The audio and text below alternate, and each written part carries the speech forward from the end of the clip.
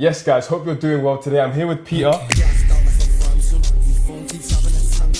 my co-founder in God Made Sales. And last year, Peter was in a completely different position. He quit his corporate 9 to 5, which he was making 2K a month with, dived into the high ticket sales space, and a year later, he's making 32K a month. We lived together in a central London penthouse and both bought Rolexes together. Now, we're looking to take over the entire sales space, sales education, sales consultancy, sales systems, and provide value to you. So in this video, what you're going to be experiencing and watching is understanding Peter's journey, understanding the tough times, the rough times, the amazing times, the highest heights, and understanding what it takes for someone like yourself to quit their 9 to 5, get into high ticket sales, and start making that 10, 15, 20, 30K per month. Peter, I think I've said enough. Thank you very much for the introduction. Couldn't have had a better one. But yeah, let's dive into exactly where I was and exactly how I actually got here. So it actually goes back to probably when I was around 16. And yeah, 16 was when COVID hit. I just got into college or sixth form in the UK. And this is when I got introduced essentially to what we call reselling, where essentially I was making money on the side with school because there was not much to do at school because we were sitting at home. So I was spending a lot of my time reselling trainers, PS5s, technology, graphics cards, all this type of stuff. And from there, essentially just kept on running up month by month by month. I did very, very well in my exams, got 4 A stars, which basically you can't get better, alongside making a significant amount of money for my age at the time. And reselling is really where I made my first, significant amount of money. So I made 6 figures over, a certain amount of years and continued to do that into university. Now, I went through the traditional path. I got into a grammar school for sixth form, which for you guys that don't know is basically like a selective school that you have to pass exams to get into. Did very well, passed my exams, and then went into a top 10 university in the UK, studied economics at the University of Bristol, which for a lot of people is like the pinnacle of education, and they think it's like, oh, I've achieved so much. And it's not that I didn't think I achieved anything, but I got there and I thought like, what is this basically? Like, I went to one lecture, the lecturer is knackered. Everyone is not even trying to be there because everyone was out the night before. And I was like, what really is this? And I mean, I quickly came to learn that everyone is basically there to just, meet other people, and, you're not actually learning anything from university. And I can vouch for that as well. I met some great people at university that some of them I still stay in contact with now, and they're doing, of course, their thing. But to be honest, it's really drilled into you that, from week one, if you're doing economics, you're probably applying for investment banking. And that's exactly what I was doing as well. But I didn't realize that it's literally you come into uni and straight away you're meant to be applying for these spring weeks, for these summer internships. And I was like, is this what uni is really about? And I wasn't really the type to really be going out. And especially like, I come from London. Bristol is like a little boy town to London. So yeah, sorry about that. But it just is like, I couldn't care less about going out in Bristol when I can just go out in London if I wanted to. And even in London, I wouldn't do that either. So obviously, like I said, I spent over the 3 years, I went to 3 lectures because most of the time I was actually off campus. I was reselling, I was going in store to these shops like JD, Size, Office, Offspring, all of these type of places. And then actually going back to London probably once a week to again, I had a lot of connections in London, especially with the reselling at the time, reselling a lot of watches back then. And obviously in Bristol, we can't resell watches really, unless you're one of the big guys. So, I was reselling, coming back to London, like I said, running it up, spending more time in London than I really was in Bristol. And this actually leads us onto the summer of 2022, when obviously coming back from university, I now don't even have to be in Bristol, obviously, because I'm in London, and I'm reselling. And one specific day, I'm with one of my friends and I come out of one of the shops, and one random guy named Isaac is holding one of my bags outside of Selfridges. And I'm thinking like, bro, like, what are you doing? And we end up like speaking. He ends up, like being with us for the entire day. And we end up, becoming friends from there, continue to resell together. That's what we initially did at the beginning. And from there, yeah, we stayed in contact over the next year, basically running up with reselling. He then went into Lancaster University whilst I was at Bristol. So of course, kind of had the similar journey there. And then the next summer, we traveled to Madrid together and to Paris together on a journey, again, reselling. But this is when reselling was kind of dying out. The reason we had to go abroad is literally because we were getting VAT refunds and getting items under retail to then sell essentially for retail. So making those small margins there. And this is actually when you first told me that you were going to social media marketing, which is what I understood it at the time. Yeah. And I believe you signed your first client, and you basically said what I thought was to be a scam, which essentially, helping people get in shape online. They pay you like 4 or 5K and you get them in shape online. But in my head, I'm like, is that not what the job of a PT is? Which I actually came to learn that PTs are knackered as well. And this is actually a much better way of doing it. But overall, I was thinking like, what is this guy actually doing? Like, how on earth is he like getting people from social media? And bear in mind, at the time, I'm also like 19, 20. I'm like young, so I'm meant to be understanding this, yeah? If he was explaining it to his mum, maybe his mum would be like, oh yeah, it's a scam. But yeah, even I'm thinking it's a bit like sus. So I'm just thinking like, yeah, I don't really know what he's up to, but it sounds interesting. And he was explaining it to me. And to be honest, initially I wasn't taking it in. We came back to London, and this is actually when I signed up to David Lloyd, which again was actually a big part of my journey as well, just growing as a person.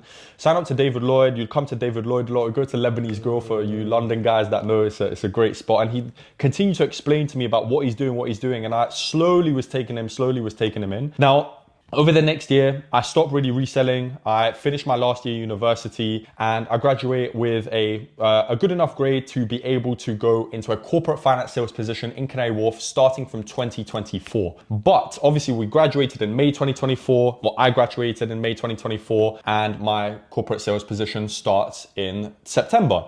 In the meantime, obviously you have the longest summer of your life, essentially. Yeah. We go to Thailand and we go to Bali. Now, without going into too much detail, I'm never going back to Bangkok ever again in my life, but Bali was fantastic. And we extended our trip from 2 weeks to the maximum visa stay period, which was 4 weeks. We actually got another villa because of how amazing the weather was, how great the people were there, how cheap it was, and the amenities that you can get there, and the great networking that you could do. So essentially, I was then at a crossroads where Isaac forced my hand, and I started making content when we were out in Bali. I actually started to consume a lot of e-commerce courses in order to dive into that, simply because I did have some experience with that from the reselling time. So I thought this is the natural progression. But simply said, come back to London. I then also tried my hand at, a Polish social media marketing agency, essentially. That flopped as well, simply because of the amount of skills that you actually need to know in order to make that successful, right? So come August, Isaac's encouraging me to move to Bali as well. And I essentially dropped the bombshell that, I've pussied out and I'm going to go into corporate. And he was probably disappointed. I was actually internally disappointed in myself, but I am a very risk-averse person. And I never want to do something without seeing results first, or at least seeing that this is a proven concept. And obviously you are making decent money at the time, decent money enough to have a clip, which if we have it, we'll insert it here, where he's writing an email in Bali to his uni professor saying he's dropping out before his final year, which even to me was like, bro, just finish your final year. But in hindsight, like, look where we are now. I don't know where the professor is, so like, it's just calm, innit? And from there, obviously, I go into my corporate finance position, start that in September. First few months, we're chilling, like, it's not that deep. Like, I meet some decent, some really good people there, actually. But, gets to October, gets to November, Christmas party, it's getting dark, gloomy outside by like 4 p.m. I'm going into the office, waking up at 6 a.m., going on the sweaty tube. I'm really, really not wanting to continue doing what I'm doing. And I've only been doing it for like 4 or 5 months. And this is only going to continue for years and years to come. So honestly, I knew, seeing my managers who are making not even 6 figures, 10 years ahead of me, thinking I cannot be in their position. And that is exactly what I actually said in my exit interview. That when I look at my managers who are, mid-30s, pushing 40, and you're not touching 6 figures, and you can't even afford to live in London, and you work in Canary Wharf, that cannot be me. Bear in mind, I actually didn't make it to investment banking. Obviously, if you're 10 years in investment banking, you'd probably be making serious money, but at the same time, you have no life and you probably have no hair as well. So, and your wife probably doesn't.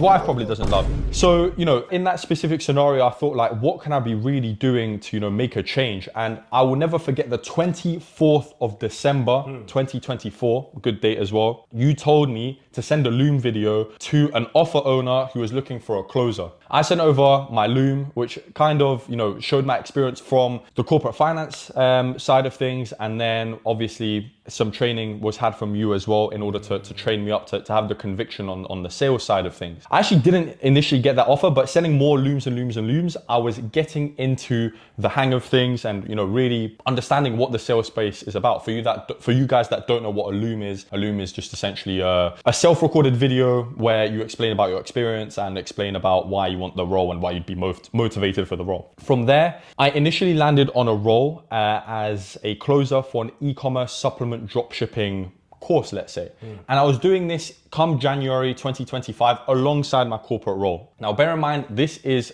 a role which is not aligned with me. In order to get the role, I received probably like 45 minutes of training from you, which the video is also up on YouTube, which is an amazing training if I managed to get a role from it. It'll be in the link down below, genuinely. 100%. And in 2 weeks of closing that, because I started mid-January, I managed to make double my salary whilst also working my actual job. And come the end of January, I managed to land a role as an investment banking salesperson for a remote investment bank out in America. And this is when I decided to go all in and give in my resignation letter, have my exit interview, and accelerating my 1 month notice period into 4 days somehow. Big up my manager at corporate as well. And I managed to leave my corporate finance position within 4 days. By the end of January. I actually had to give back some of my salary. So that's how convicted I actually was by this time in the process. Because for me, I'm risk averse up until I see the results. If I'm seeing I can make 5K in 2 weeks whilst working my job, imagine what I can make if I completely leave, right? And this is actually where we get into one of the toughest times I had whilst being in high ticket sales. And it came right at the beginning essentially. And I had a 2 week training period with this investment banking, sales position. And by the end of the 2 weeks, the day before I was meant to start taking calls, I get told that the entire team is getting dissolved essentially. Not dissolved, but essentially, they're not taking me on and they're not taking anyone else on. So I am now in a position where I've only got this, supplement dropshipping offer, which I'm not really too passionate about. I've left my corporate position and I've told my parents about how convicted I am in the process. And then at the same time, my investment banking sales position that I've told everyone about has gone down the drain as well. And I'm now, come February, I don't really know what the future holds. And it's all up to me, got my back against the wall to make it happen. And this is when it all came to fruition essentially. I get put on an offer and get connected with an amazing guy called Fred. We end up working together on an investment banking, not sales, but investment banking mentorship, essentially helping people break into investment banking. And it's so funny how I tried to break into investment banking in the first place and now I'm selling people on how to break into investment banking. Full circle moment. And in that initial first 2 week period when we did that initial launch, I collected $70,000 for that offer, obviously bagging myself $7,000 in commission, whilst also having a record month for the e-commerce supplement dropshipping offer, and also feeding a client to Isaac as well, which we ended up, doing well with the setup fee on and doing pretty well with the client from there as well. And that was actually all from Paddle Networking as well, which we'll go into later on as well. So that was the initial start of the journey. Now, throughout that period, I was a lot more confident because I now didn't have my back against the wall anymore. I had some proof that having left my role, I now had made 10K, essentially my full first month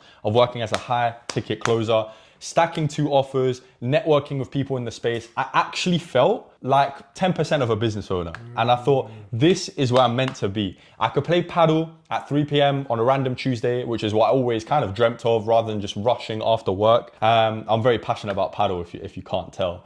So I could play paddle at any time of the day. I could go anywhere at any time of the day. And this ended up with us going to Dubai for the entire month of March. Again, another life-changing moment simply because Dubai, I hit another record month off the back of a record month in February because I saw how much wealth there is in Dubai and how I just need to make it. And it's only really possible to be in Dubai if you don't need a job and you can have an online income. So I knew that this is the way forward. And if I want to be in Dubai, and I did want to be in Dubai, that this is the way to make it. That trip opened up my eyes to a lot of things, especially, the abundance, which I previously didn't really have, about how much money is just flying around in these type of places. And it's not like I was born in a small place in terms of a small village in Poland, but I've lived in London my entire life. So it's not like I don't know about wealth. Like we live very close to Mayfair. I understand how life works, but Dubai is a different kettle of fish, to be honest.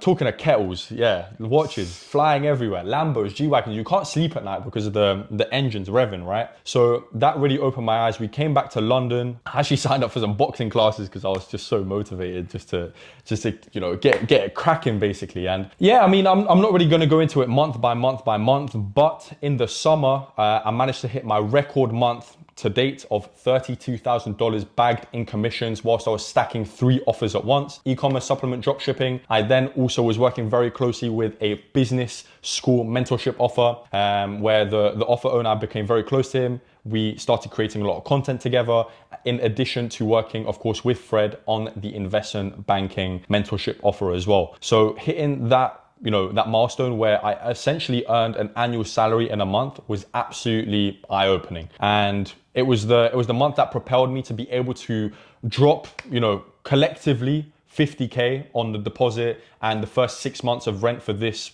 central London Marylebone penthouse. In the same month, both bought Rolexes. So, I mean, you can just imagine how expensive that month was. And yeah, since the end of last year, I've been flying around. We've been to Abu Dhabi, we've been to Dubai, went to Ireland, been connecting with other entrepreneurs. I have now also entered a sales management position for Ireland's fastest growing investment bank, which is an amazing opportunity, and have now co-founded London's leading sales training agency. So helping others escape the trap that I was in, because it's not very hard and you are very, very close to being able to reach those 5-figure months within the span of a few weeks, a few months of, just hard work and dedication if you just put your head down and are actually convicted in the process. So a bit long-winded, but that's my journey, man. I first and foremost just want to appreciate you, bro. Of course, bro. I want to appreciate you because first and foremost, you opened up to the hardest times as well as the amazing times. You could have just said, oh, it was all daisies, it was always green, I just made the 10K month, made the 30K month, happy days, job done.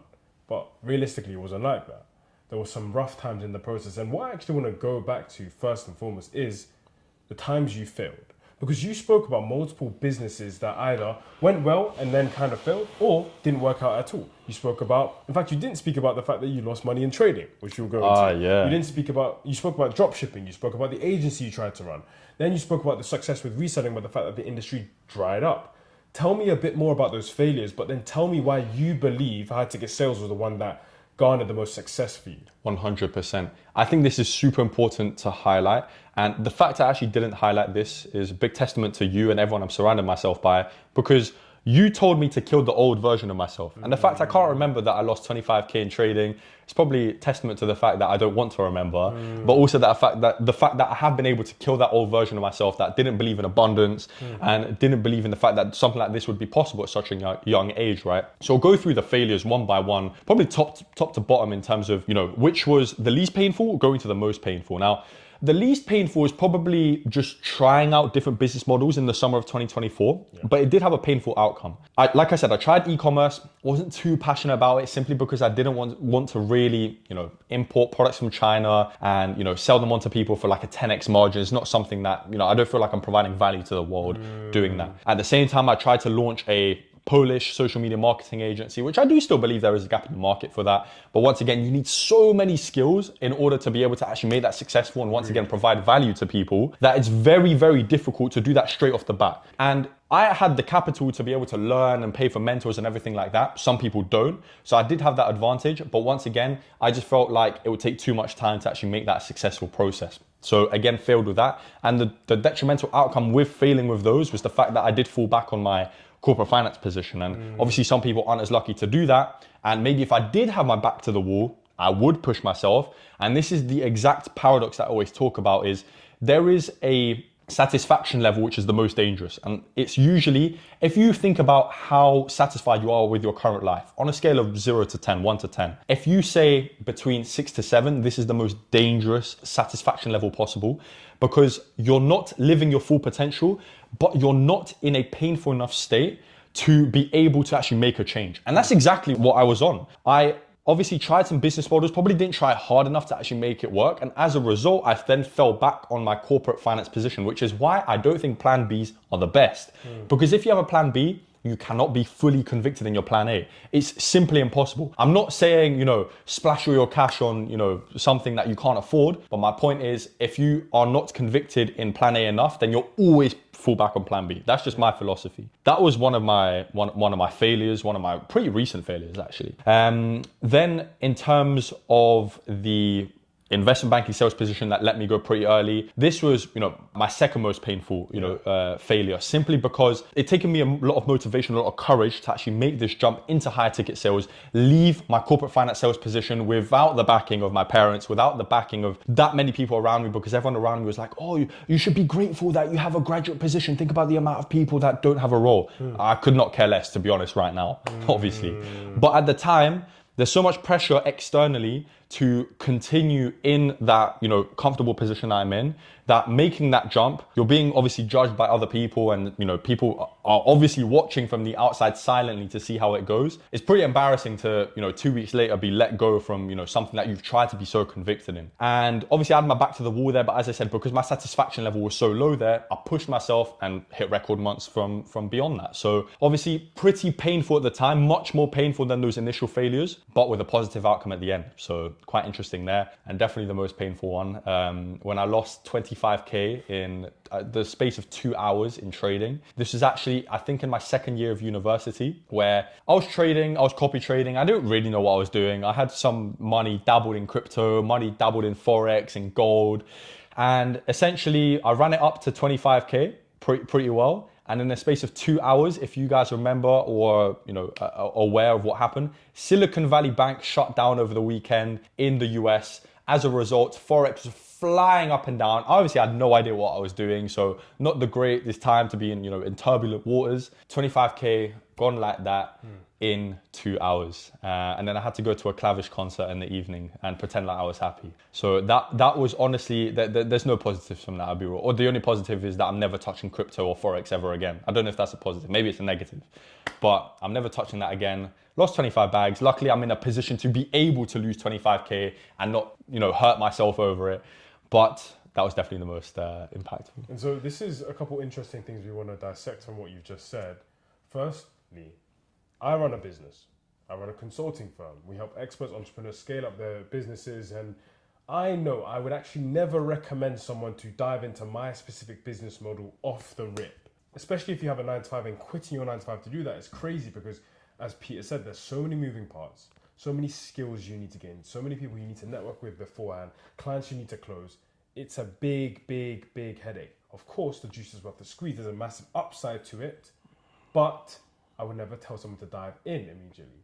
But what I would tell someone to dive into is high ticket sales. So firstly, Peter, I want you to go into if you believe someone should dive in straight into the business model or go into high ticket sales, why that's the case, and what's the most optimal way? What even is high ticket sales? How do you get into high ticket sales? Yeah, I mean, I think I'm a good person to ask simply because I did initially try and go in on the business model that you're kind of doing, obviously in a different market, but pretty similar. And I had the financial backing of myself, obviously from my reselling, where I did build up enough capital to, again, fall back on and be able to invest in mentorships and invest in learning. But at the end of the day, there are so many skills that you need to build up over an amount of years, to be honest. Even an amount of months probably won't be enough. That diving into such a big business model initially is very, very difficult to actually succeed with. And this is why a lot of people burn out, because they don't get sufficient clients or their clients leave them and you have a lot of churn rate. And this is not something that you really want to go into. Now, the reason why I believe personally that high ticket sales is the best for most people to start off with is for a few reasons. Number one, most people who are either just starting out in corporate or even, working in corporate for a long amount of time, I see a lot of people working paycheck to paycheck, meaning that your savings probably aren't that sufficient to be able to just lose 10k on a mentor. Not lose 10k, but invest 10k on a mentor or lose 10k on a bad client, for example. Which is why high ticket sales can, number one, boost your income, which means that, of course, you can boost your capital to then be able to fall back on or invest in mentors and invest in your business whilst also doing high ticket sales. But number two, I truly believe that sales is the kingpin skill in life. If you read the book Art of the Deal by Donald Trump, the literal president of the US, whatever you think of him, it is all about being a deal maker and the art of sales and the art of being able to, no matter what your age is, be able to be well perceived by your elders, well perceived by high level people and by executives. And without the art of being able to speak well to others, be convicted in what you're saying and be convicted in yourself, number one, you're never going to make a significant amount of money. But number two, being able to master this kingpin skill so early in your career, you only see how helpful it is to you later down in your career, which is why I believe that high ticket sales is the journey that most people should go on initially before going into any other business. Okay, for sure. And what would you say is the divergence between high ticket sales versus your normal corporate 9 to 5 or in-person sales? Because the thing is, you were working in Fitch Ratings, doing well for yourself, as some may call it. There's some people who are in-person sales, door to door, selling solar, selling cars. What's the difference? Yeah, 100%. The main difference is actually just the freedom. Now, with corporate sales or door-to-door sales or car sales, solar panel sales, anything like that, usually you're in the office 9 to 5, you're dialing or emailing all day, every day, trying to get leads or trying to close leads or call up leads, anything like that.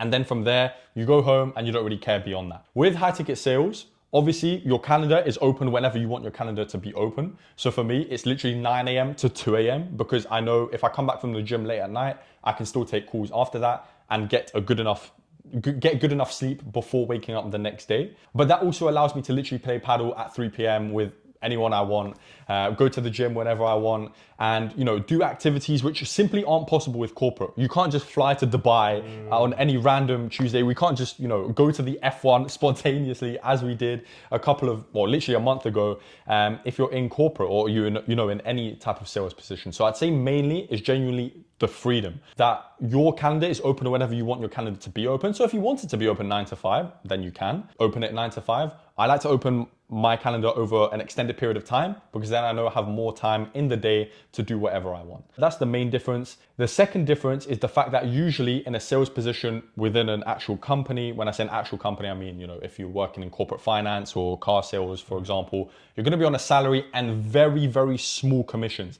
And when I say small commissions, they might seem like big commissions when you're working, but they're nothing like the commissions you can earn with high ticket sales. A lot of the time with a high ticket sales offer, you'll probably have a small base and then up to 15% commissions on every single sale that you end up getting, which is completely unheard of in any corporate finance position or any car sales position or solar panel position. So with that specifically, as I said, the main differences I would say, the freedom and then also the earning potential that you actually have with high ticket sales.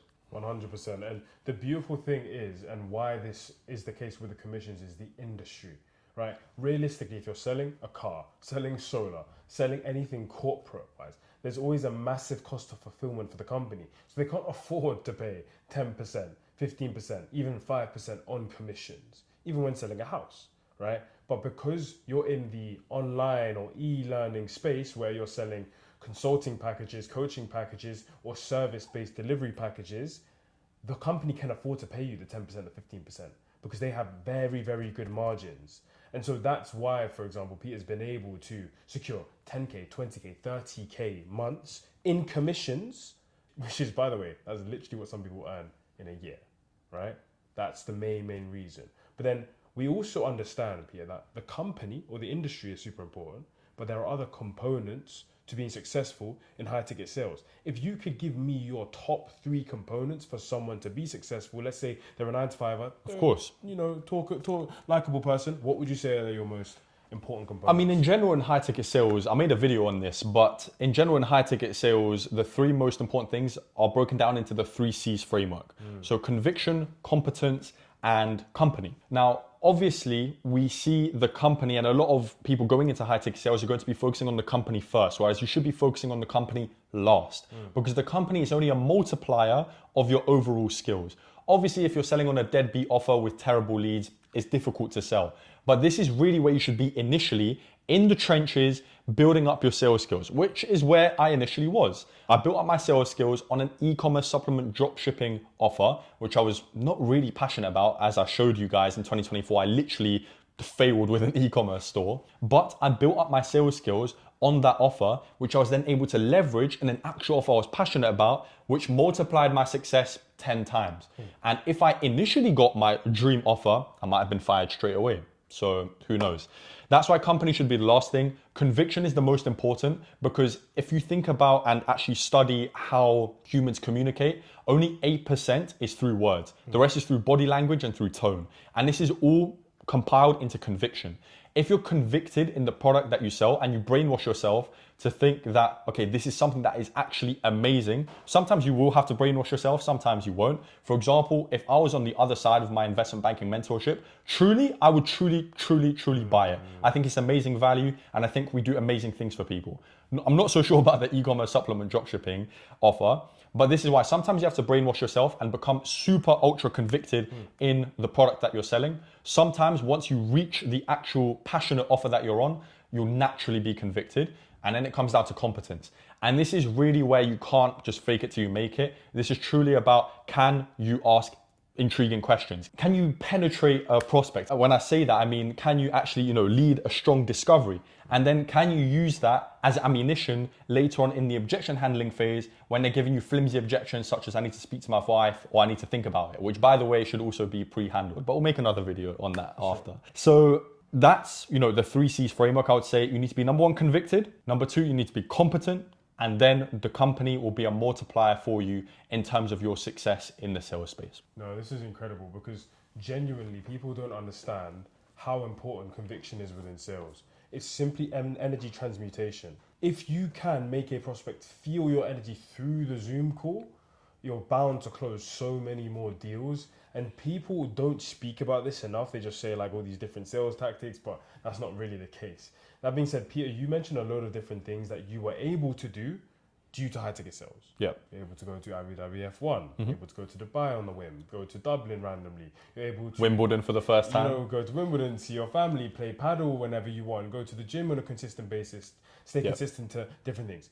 Give me your top 3 things you would say are like, okay, because of the freedom I have, I was able to do these things. For sure. I support Chelsea. When we were in Dubai for the first time, we were able to meet, speak to, and link up with Cole Palmer, which is absolutely amazing, out in Dubai back in March. So genuinely, when I had that experience, I was thinking this would not be possible unless I was a footballer, right? So literally, can't really complain on that.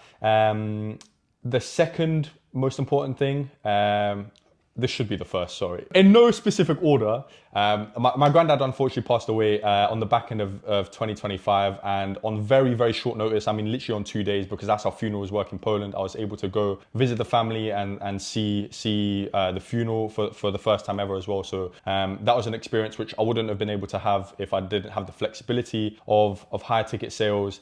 And then another, on a more positive note, finishing off the year, being able to literally take off most of December off from sales, travel the world. We went to Abu Dhabi for the final day of the F1 where Lando Norris clutched up his first ever championship, literally with 3 days notice, because we went to the gym with his ex-mentor or current mentor, an amazing person that, I would call a mentor myself as well, offered us tickets to go to Abu Dhabi, and we took it like that. Booked tickets as soon as we got back, went to an amazing mastermind in the morning, flew to Abu Dhabi in the evening overnight, and then saw Lando Norris clutch up, spent an amazing week in Dubai, cancelled our flights back to London to go to another amazing event in Ireland, stayed in some castle, Harry Potter looking thing out in the sticks. So that was absolutely amazing, and it signed off the year in a really positive note and really showed me and really excited me for what's possible for 2026.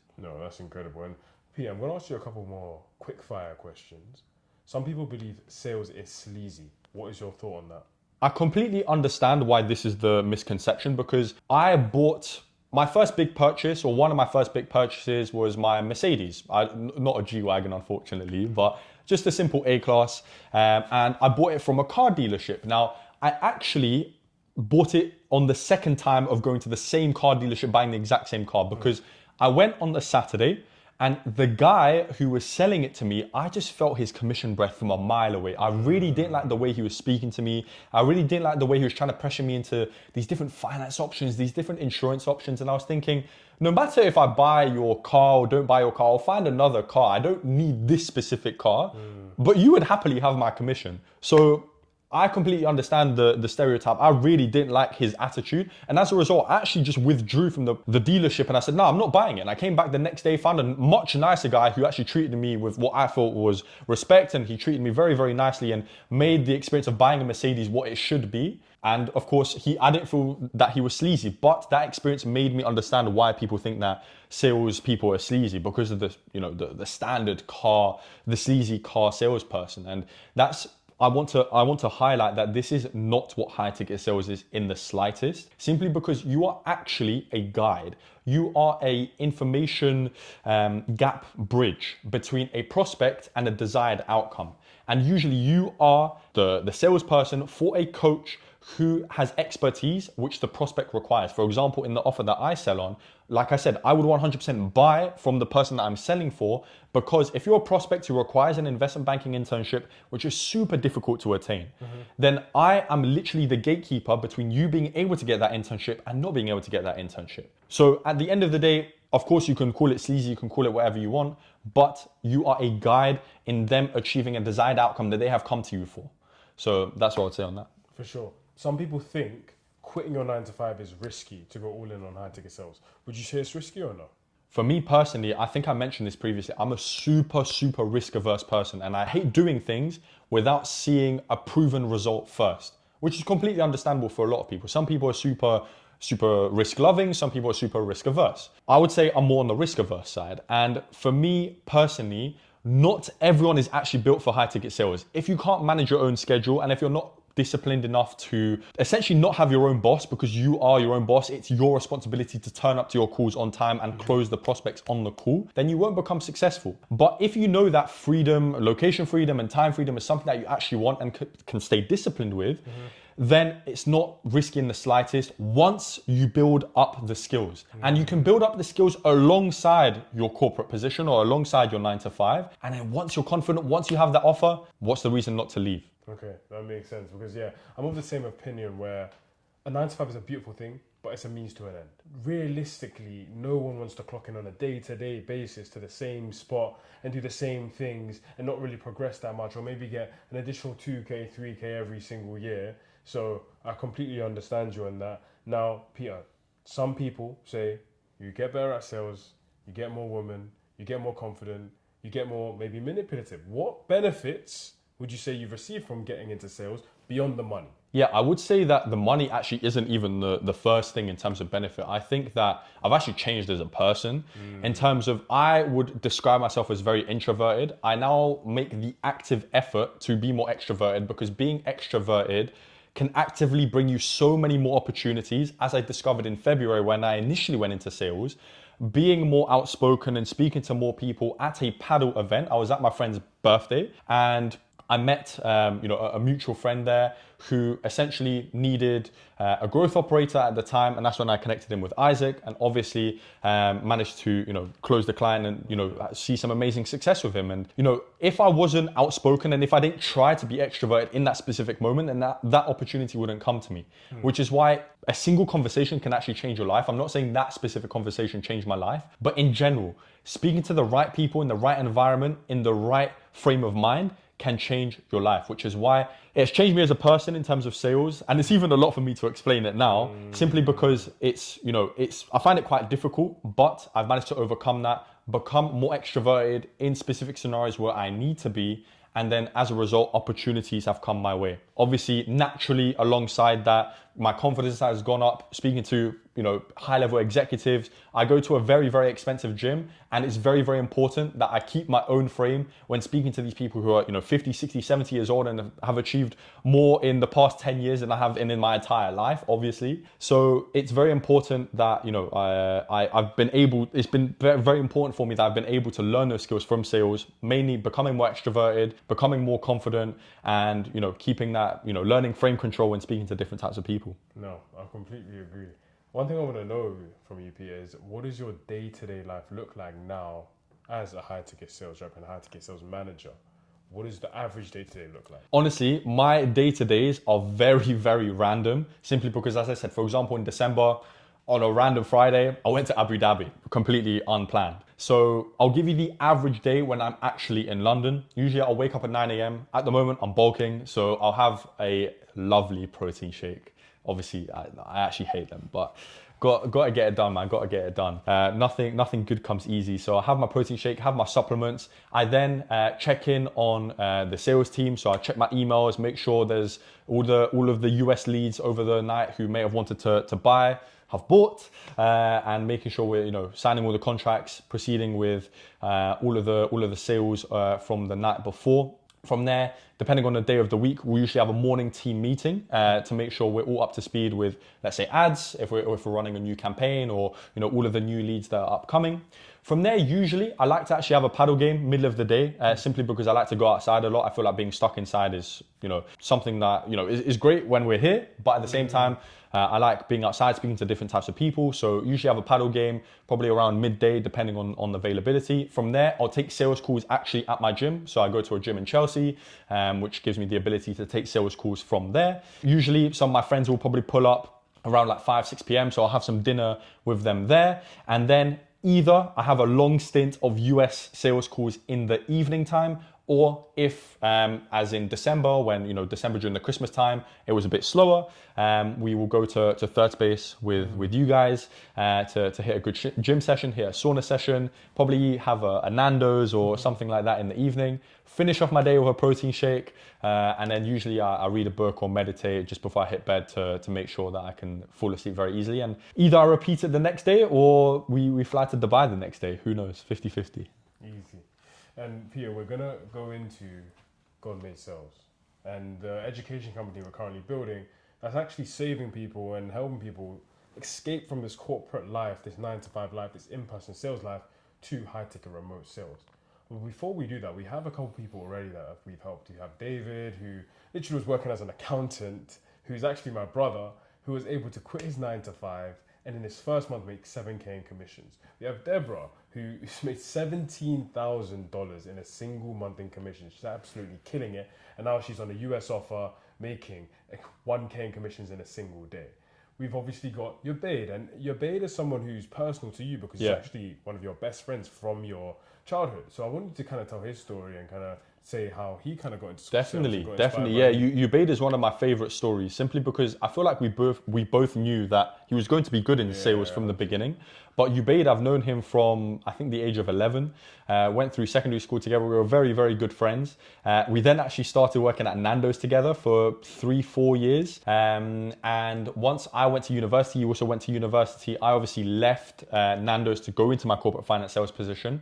And he was studying law. Obviously, law is also a very, very challenging industry to break into, similar to investment banking. And whilst looking for these law internships, he was working at Travelodge, and I'd visit him a lot at Travelodge, and obviously we had benefits from Travelodge, but at the end of the day, it is just a minimum wage 9-to-5. And once I got into the sales space, as a lot of people, he was pretty skeptical about, Peter, what are you actually doing? Like, what are you selling? Is this a scam? Once he saw the lifestyle I was able to live, once he was able to see the commission checks that I was able to check in, he was really interested in breaking in himself.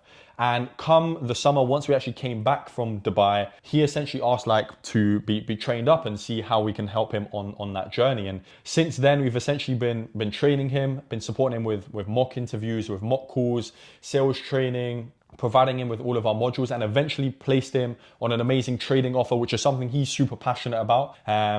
With his, amazing crypto experience, he was big into NFTs back in the day, big into crypto, big into trading. So he is passionate about that, and he's obviously going to be amazing at being able to sell that. So an amazing feeling on the back end of last year, being able to place him on an offer and be super, super confident that I knew he was going to absolutely kill it, and with conviction be able to tell the offer owner that I'm providing you with the best of the best that I can give you, because number one, he matched the ICP of the actual people he's going to be selling to, but also he matched the passion that was needed to sell on this amazing trading offer. So Ubaid essentially went from working at Travelodge, seeing what I was able to do, and then we were able to train him up, and he was able to leave Travelodge and is now earning 10K a month himself, working on an offer that he's super passionate about. He was actually able to travel to Mecca in Saudi in December. So was able to, you know, do something that is a very special thing for a lot of Muslims, and was able to do that, I believe, for the first time in his life. So, you know, amazing to provide him with that opportunity as well. Yeah, and so one thing I'll say that's special about Ubaid is, first and foremost, he's such a diligent individual. And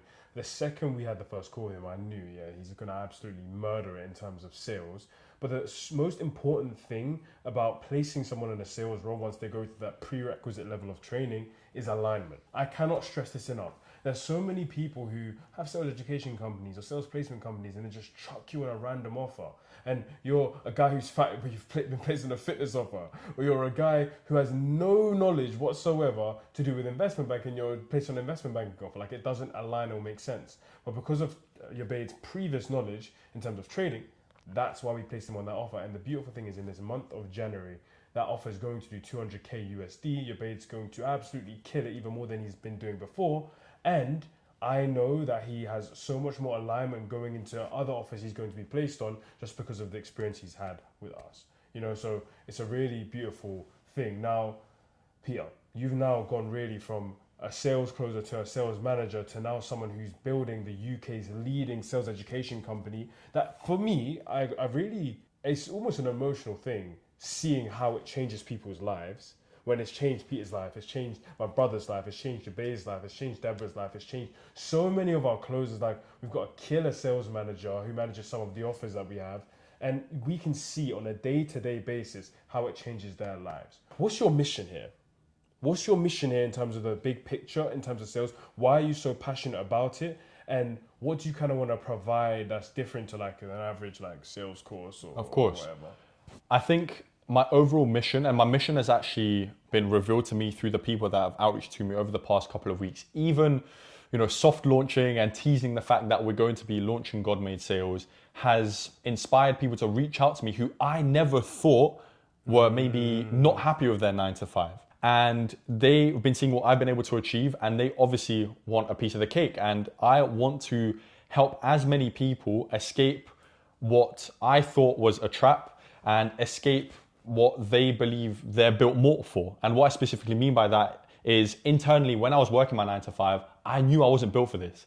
I knew that during university, I didn't go to university because I could be reselling, I could be making more money. So why the hell would I be in this 9 to 5? And like I said, in 10 years time, not even touching 6 figures when I can do that literally this year. So my mission and my journey with this is to help as many students, help as many people in 9 to 5s, in corporate positions, in any type of sales position, escape from that trap, escape from that ceiling of a base salary, and be able to live a life of freedom that they've always wanted and they always knew they were capable of. That's my mission. No, for sure. I completely align with that, because first and foremost, we're in a place where you can make 10k a month from your bedroom, from Madrid, from Bali, from New York, from wherever you want to be, as a 18, 19, 20, 25, 30, 50, or who cares? You can be any age, any person. You could be introverted and extroverted. You could be black, white, blue, purple, Asian, pink. Anyone can make money with sales. That's the beautiful thing, right? And for me, this is a life-changing thing to be able to offer this opportunity to people. But of course, it comes with hard work. It comes with diligence. It comes with being in the boiler room, in the trenches, sticking it out, right? So I think what we're doing here is incredible. And I think one of the most important things about what we're doing here is, this is not just information, because to have a transformation is information plus implementation.